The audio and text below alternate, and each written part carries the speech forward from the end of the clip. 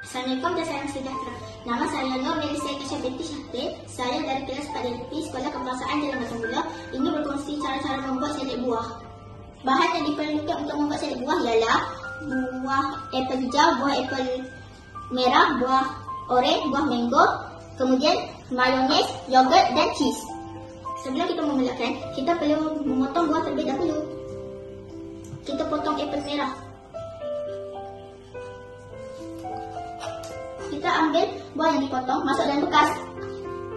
Kemudian kita ambil buah apel hijau untuk dipotong.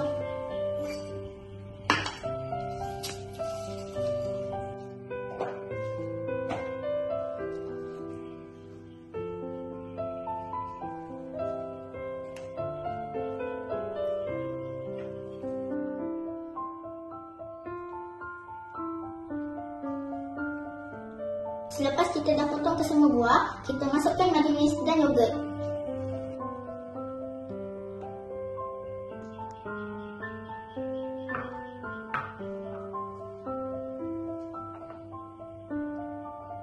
Kemudian kita gaul sebati.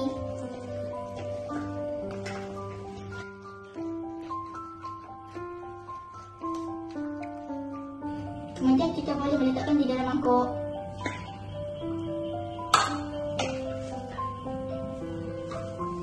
Kemudian kita boleh letak cheese untuk hiasan dan penyedap rasa.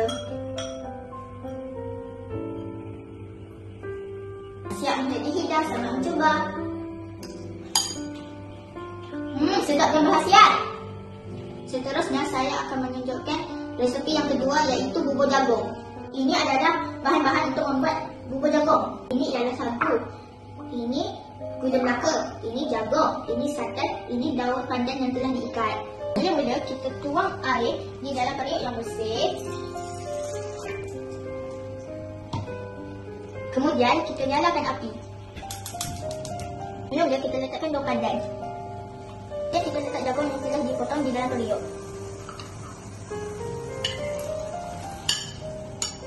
Setelah air mendidih, kita letakkan sagu yang telah direndam di dalam periuk.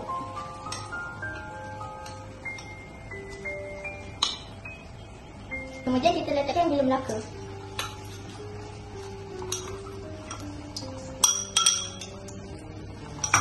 Akhir sekali kita letakkan santan.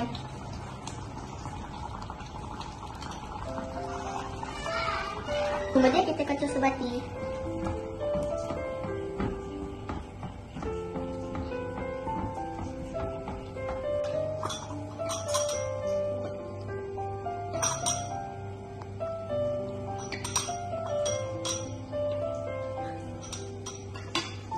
Siap untuk dihidang. Jom kita cuba. Sedapnya. Sekian, terima kasih.